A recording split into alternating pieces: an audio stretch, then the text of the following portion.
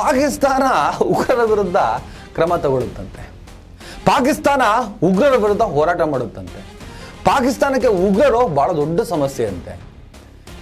ಭೂತದ ಬಾಯಲ್ಲಿ ಕುರಾನ್ ತಾನೇ ಇದು, ಹೌದಾ ಅಲ್ವಾ?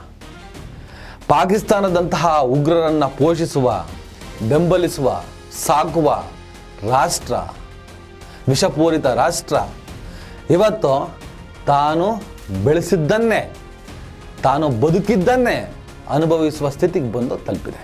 ಉಗ್ರರ ಜೊತೆಗೆ ಬದುಕನ್ನು ಸೃಷ್ಟಿ ಮಾಡಿದ, ಉಗ್ರರ ಜೊತೆಗೆ ದೇಶವನ್ನು ಕಟ್ಟಿದ ಪಾಕಿಸ್ತಾನ ಇವತ್ತು ಅದೇ ಉಗ್ರರಿಂದ ಸಂಕಟವನ್ನು ಅನುಭವಿಸುತ್ತಿದೆ. ಇವತ್ತು ಪಾಕಿಸ್ತಾನ ಸರ್ಕಾರ ಉಗ್ರರ ವಿರುದ್ಧ ಹೋರಾಟಕ್ಕೆ ಇಳಿದಿದೆ. ಎಂಥ ದುರಂತ ನೋಡಿ. ಹಲೋ, ನಮಸ್ಕಾರ.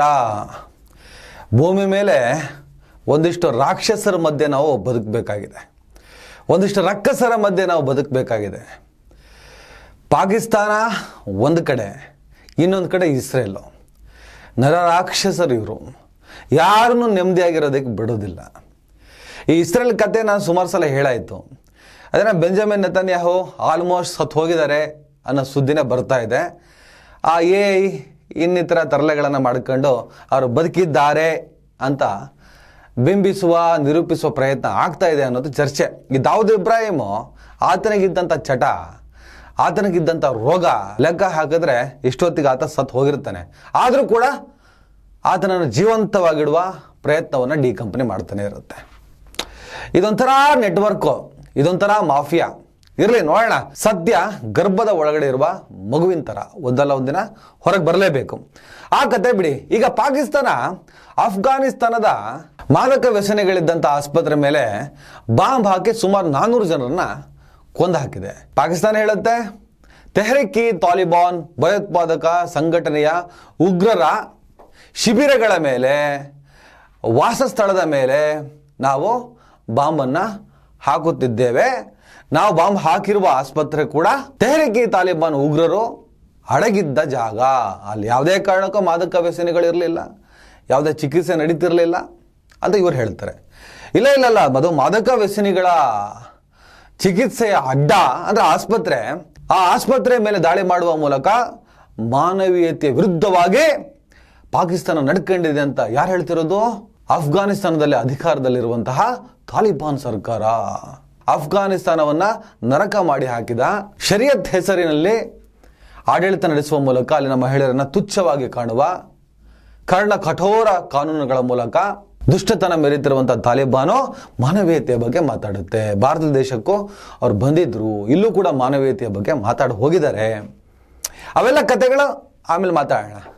ಈಗ ಭೂತದ ಬಾಯಿಯಲ್ಲಿ ಕುರಾನ್, ಭೂತದ ಬಾಯಲ್ಲಿ ಭಗವದ್ಗೀತೆ ಅಂತೇಳಿ ಅನೇಕ ಸಂದರ್ಭಗಳಲ್ಲಿ ಕೆಟ್ಟ ಕೊಳಕು ಮನಸ್ಸುಗಳು ಒಳ್ಳೊಳ್ಳೆ ಮಾತಾಡೋದಕ್ಕೆ ಶುರು ಮಾಡಿದಾಗ ಈ ಥರದ ವರ್ಡನ್ನು ಯೂಸ್ ಮಾಡ್ತೀವಿ.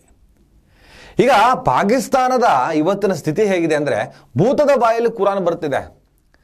ಅಂದರೆ ನಾವು ಉಗ್ರರ ನೆಲೆಗಳ ಮೇಲೆ, ಅಡಗುತಾಣಗಳ ಮೇಲೆ, ಶಿಬಿರಗಳ ಮೇಲೆ ದಾಳಿ ನಡೆಸುತ್ತಿದ್ದೇವೆ ಅಂತ ಹೇಳಿ ಪಾಕಿಸ್ತಾನ ಮೊನ್ನೆ ಅಫ್ಘಾನಿಸ್ತಾನದ ಮೇಲೆ ಬಾಂಬ್ ಹಾಕಿದ ನಂತರ ಕೊಡ್ತಾ ಇರುವಂಥ ಸ್ಟೇಟ್ಮೆಂಟ್.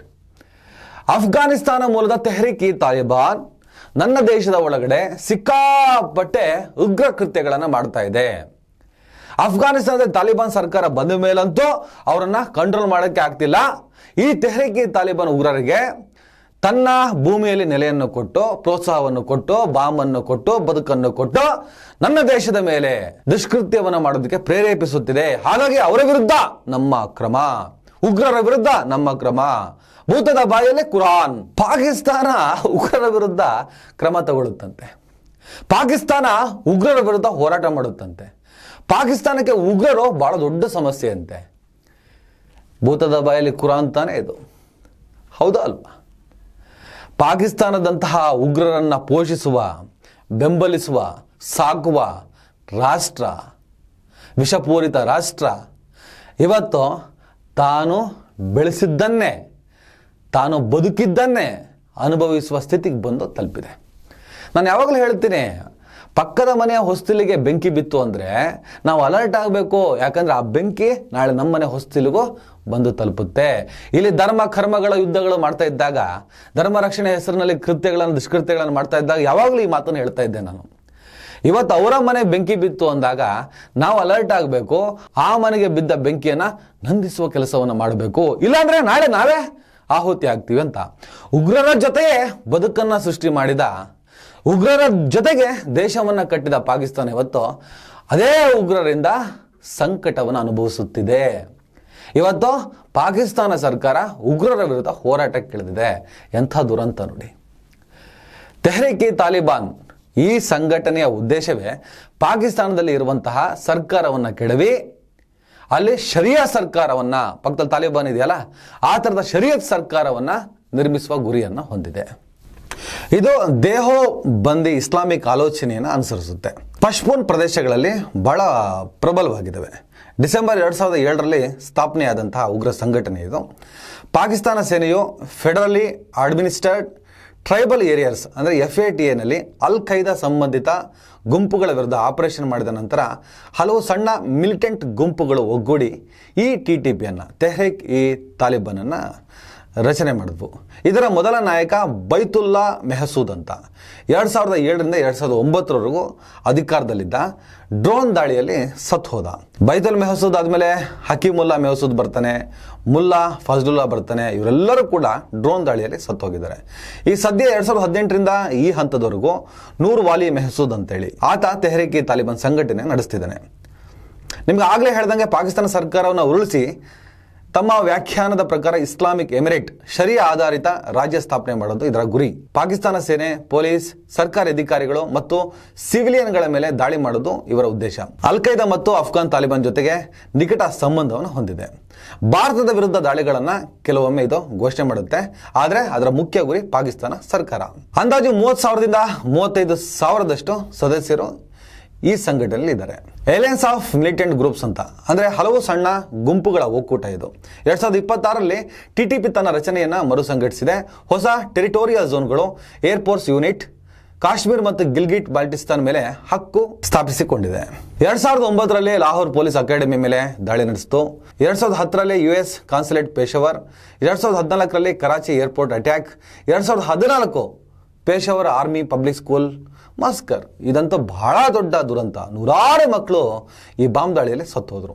2012ರಲ್ಲಿ ನೊಬೆಲ್ ಶಾಂತಿ ಪ್ರಶಸ್ತಿ ಪುರಸ್ಕೃತೆ ಮಲಾಲಾ ಯೂಸುಫ್ಜಾಯ್ ಮೇಲೆ ದಾಳಿ ನಡೆಸಿ ಕೊಲ್ಲುವ ಪ್ರಯತ್ನವನ್ನು ಮಾಡಿದ್ದು ಇದೇ ತೆಹ್ರೀಕ್-ಇ-ತಾಲಿಬಾನ್. 2023 ಜನವರಿಯಲ್ಲಿ ಪೇಶಾವರ ಪೊಲೀಸ್ ಮಸ್ಜಿದ್ ಬಾಂಬಿಂಗ್, 2022-2025ರಲ್ಲಿ ವಿವಿಧ ಚೆಕ್ ಪೋಸ್ಟ್ ಕನ್ವಾಯ್ ದಾಳಿಗಳು, 2025 ಕೋರ್ಟ್ ಹೌಸ್ ಕ್ಯಾಡೆಟ್ ಕಾಲೇಜ್ ದಾಳಿಗಳು, 2025-2026 ಬಜೋರ್ ಬನ್ನು ಕೊಹಾಡ್ ಚೆಕ್ ಪೋಸ್ಟ್ ದಾಳಿಗಳು ಸೇರಿದಾಗೆ ಅನೇಕ ದಾಳಿಗಳನ್ನು, ಸೂಸೈಡ್ ಬಾಂಬಿಂಗ್ ಅನ್ನ, ಆಂಬುಷ್ ದಾಳಿಗಳನ್ನು ಇದು ಮಾಡ್ಕೊ ಬಂದಿದೆ. ಅಫ್ಘಾನಿಸ್ತಾನದಲ್ಲಿ ಸುರಕ್ಷಿತ ಆಶ್ರಯ ಸಿಕ್ಕ ಮೇಲೆ TTP ದಾಳಿಗಳು ತೀವ್ರಗೊಂಡಿದೆ. ಪಾಕಿಸ್ತಾನದ 3,500ಕ್ಕೂ ಹೆಚ್ಚು ಸೈನಿಕರು ಇವರ ದಾಳಿಗಳಿಂದ ಮೃತಪಟ್ಟಿದ್ದಾರೆ. ಪಾಕಿಸ್ತಾನದಂತಹ ಟೆರರಿಸ್ಟ್ಗಳನ್ನು ಸಾಕುವ, ಟೆರರಿಸ್ಟ್ಗಳ ಜೊತೆ ಬದುಕುವ ರಾಷ್ಟ್ರಕ್ಕೆ ಇದಾಗಲೇಬೇಕು.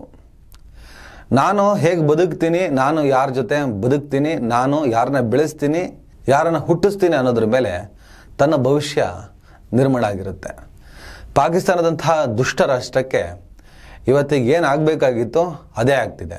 ತಾನು ಹುಟ್ಟಿಸಿದ್ದು ಮತ್ತು ಬೆಳೆಸಿದ್ದು ವಿಷಪೂರಿತ ನಾಗರ ಹಾವುಗಳನ್ನು ಈಗ ಅವು ಒಂದೊಂದಾಗೆ ನಮ್ಮನ್ನು ಕಚ್ತಿದ್ದಾವೆ. ಹಕ್ಕಾನಿ ನೆಟ್ವರ್ಕ್ ಅಂತೊಂದಿತ್ತು, ಪಾಕಿಸ್ತಾನ ಸರ್ಕಾರವೇ ಅದನ್ನು ಬೆಂಬಲಿಸಿದ್ದು ಮೊದಲಿಂದ.